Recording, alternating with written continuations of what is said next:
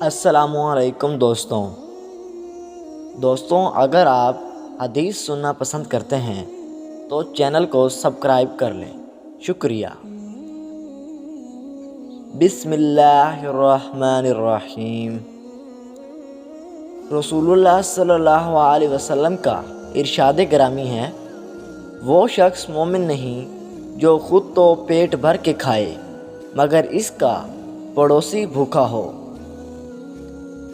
सैयदना अबू अबाहा रज़ी अल्लाह ताला अन्हा से मरवी है कि रसूलुल्लाह सल्लल्लाहु अलैहि वसल्लम ने फरमाया, जिस शख्स ने हर फ़र्ज़ नमाज के बाद आयतुल कुर्सी पढ़ी उसे जन्नत में दाखिल होने से सिर्फ़ मौत ने रोक रखा है।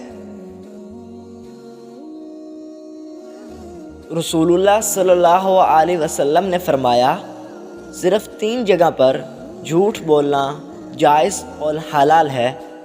एक ये कि आदमी अपनी बीवी से बात करे ताकि इसको राज़ी कर ले, दूसरा जंग में झूठ बोलना, और तीसरा लोगों के दरमियान सुलह कराने के लिए झूठ बोलना।